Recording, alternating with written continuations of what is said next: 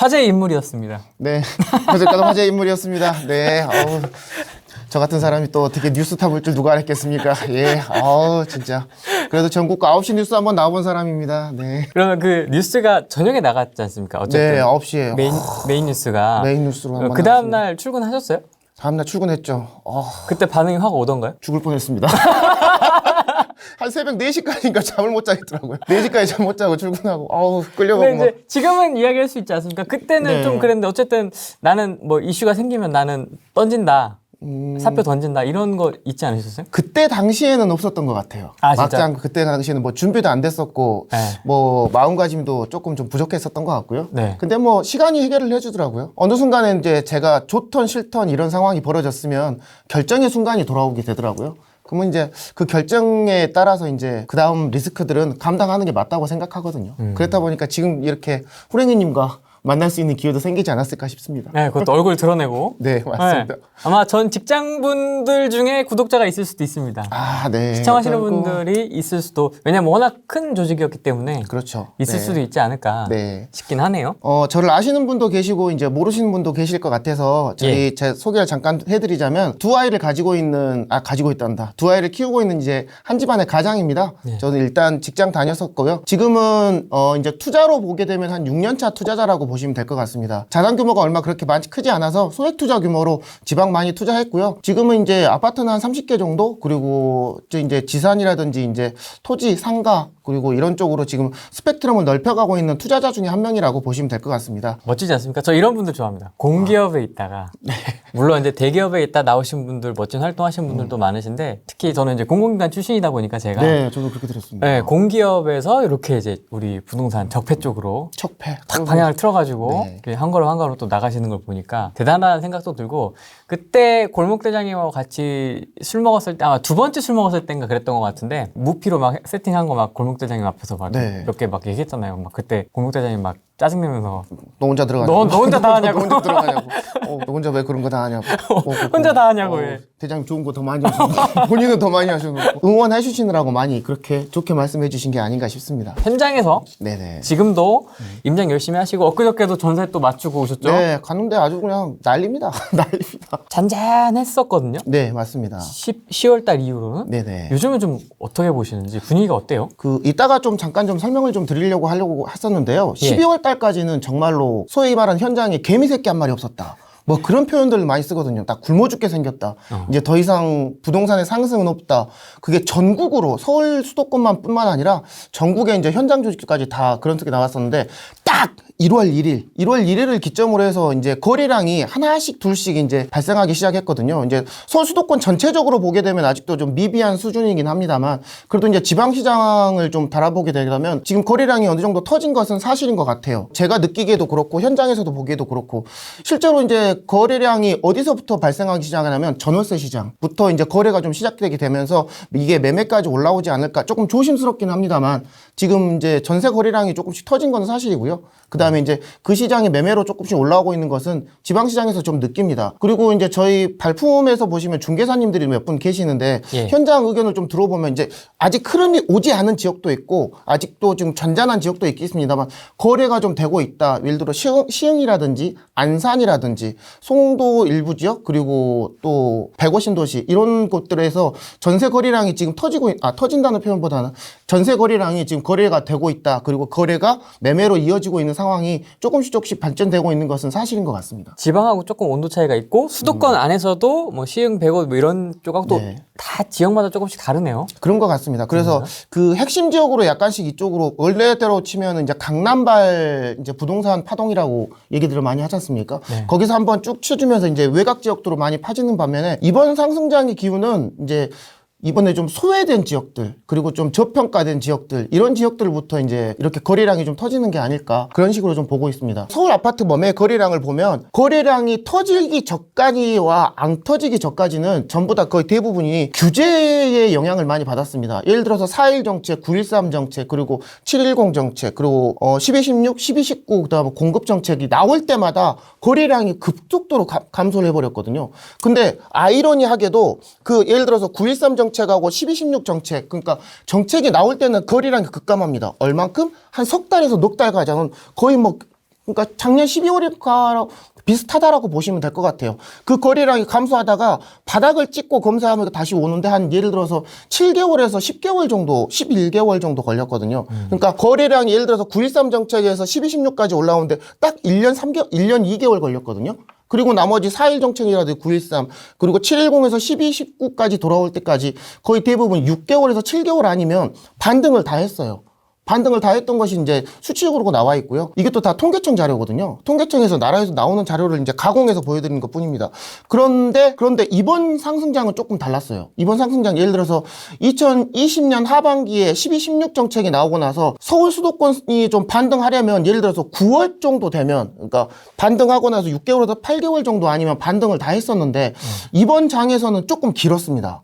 좀 길어서 사람들이 이제 퀘스천이 붙는 거죠. 9월이나 10월, 그러니까 정확하게 말하면 작년 추석장. 이때는 반등을 했어야 됐는데? 라고 하고 보는데, 반등을 안 하고 그대로 무너져 버린 거죠. 네. 거래량이 터지지 않고 사람들은 관망하기 시작했습니다.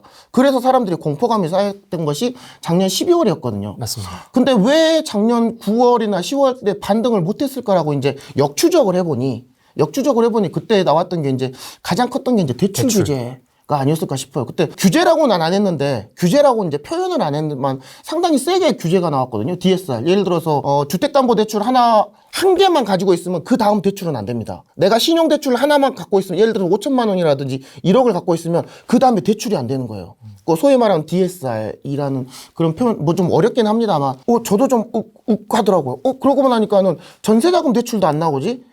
매매자금 대출도 안 된다죠?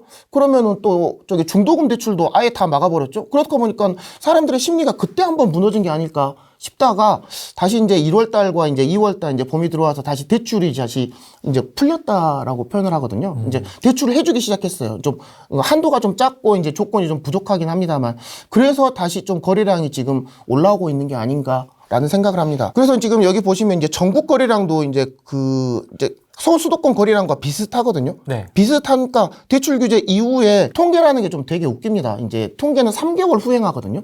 3개월 전에 이제 데이터를 가지고 지금 볼 수 있거든요. 그러니까 지금이 2월 달이니까 이제 지금 데이터를 보고 싶으시면 이제 5월이나 6월 정도에 이 데이터가 나오거든요. 그때쯤 데이터를 보면 이제 반등할 수 있는 그런 것들을 거래량이 지금 터지고 있거든요. 현장에서도 그렇고 제 것도 지금 많이 사고 팔고도 하고 있고요. 이런 데이터들이 조금씩 더 올라가게 되면 상승장으로 갈 수 있는 간다라고 저는 생각을 하는데 조금 더 지켜봐야 될 상황이긴 합니다만 그래도 지금 거래량이 좀 증가하고 있는 것은 사실인 것 같습니다. 신용대출 규제, 무슨 규제 엄청 많았잖아요. 네. 9월, 10월 달. 그래서 야 이제 끝났다 이제. 곤두박질 치는 거 아니냐. 이런 얘기들이 맞습니다. 되게 많았는데 되게 재밌는 게 1월, 1월부터 조금씩 또 풀리게 했다라는 거. 그렇죠. 신기하네. 네. 그래서 1월 중순 정도 됐을 때 저도 약간 좀 잠깐만 이거 심상치 않은데 뭐 이런 생각도 좀 들었었고요. 일단 전세가 빠져야 우리 투자자들 입장에서는 그래도 물건을 회전시킬 수 있는 조건이 되니까 그렇다고 이제 대출이 아예 안 나오니까 이제 월세 세팅하기도 되게 부담스러운 상황이 되고요. 그런 상황에서 이제 이런 식으로 거래가 약간씩 되고 있는 그 지역들이 계속 늘어나고 있거든요. 현지 중개사님들 얘기 들어보면 이제 전화가 가끔씩 옵니다. 가끔씩 오면 어느 지역 뭐 터졌어요라고 이제 말씀을 좀 해주시는 경우가 많은데 거기는 이미 터졌고요. 옆에까지 아직 안 갔어요. 그러고 물어보면 어김없습니다. 딱 일주일 정도 지나면 뭐 지금 막 달려와요, 전화 와요, 뭐 바빠 죽겠어요. 지금 그런 말씀들 많이 하시거든요. 엊그저께도 이제 강원도의 한 지역 가서 이제 전세 세팅하고 그 다음에 여기서 조금씩 돌아봤는데 네. 중개사님이 안 오세요. 너무 바쁘대.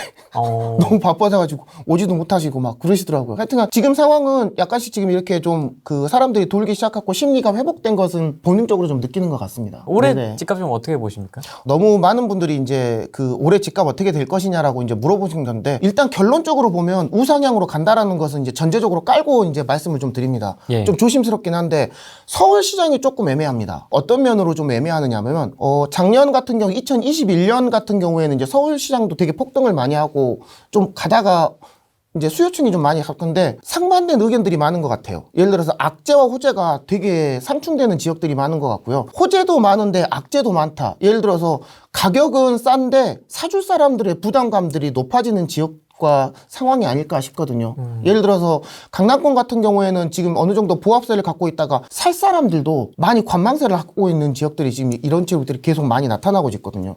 그래서 요즘에 이제 저도 이제 책도 많이 보고 그 다음에 이제 유튜브도 많이 보고 요즘에 이런 표현을 쓰더라고요. 가격 한계선? 그러니까 너무 많이 올랐다 이거죠. 매매 가격이. 그에 반면에 전세가는 그닥 너무 좀 뭐라 그러지?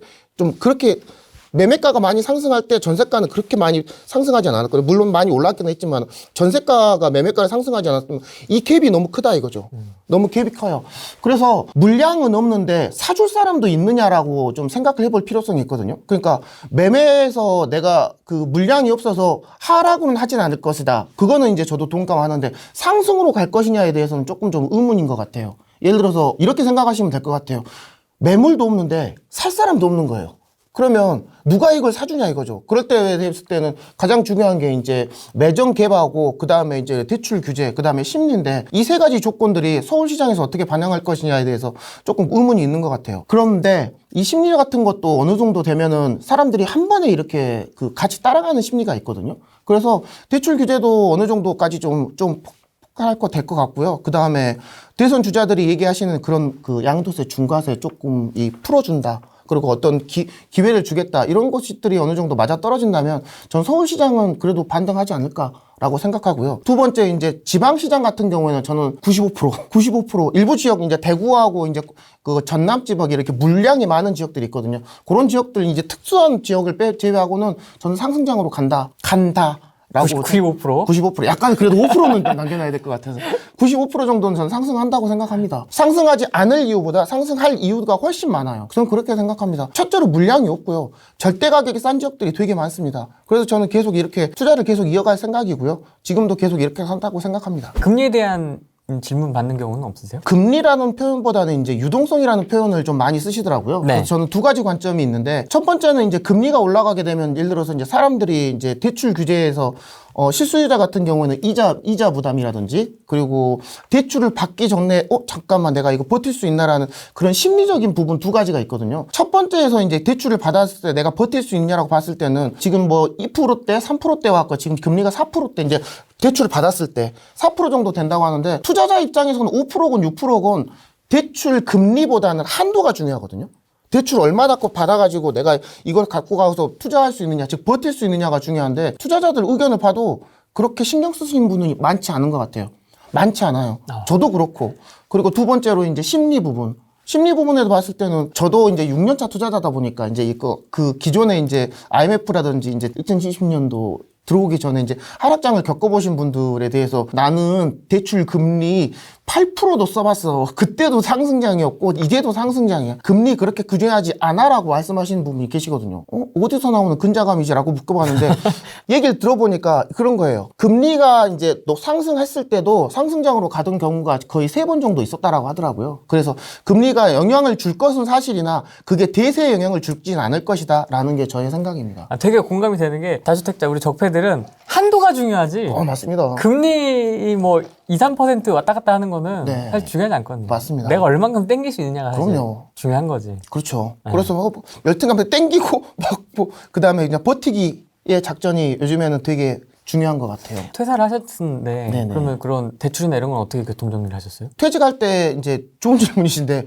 고민이 많았어요. 제가 솔직히. 되게 힘들었거든요. 네. 그걸 교통 정리를 잘 못 해가지고. 네. 저도 준비된 상황도 아니고, 예를 들어서 그걸 뭐 이제 1년, 2년씩 이제 따로 이제 현금 흐름이라고 하잖아요. 그런 것들을 준비해 놓은 상황이 아니었기 때문에 되게 고민도 많았습니다. 제가 이걸 나가가지고 과연 이런 것들에 대해서 상환을 하고 다시 시작할 수 있을까? 그리고 이런 것들이 이제 상환이 들어올 텐데 내가 버틸 수 있을까? 뭐 이런 것들이 퀘스천이 많았는데, 뭐 결론을 먹고 보면 그냥 감당하기로 했습니다.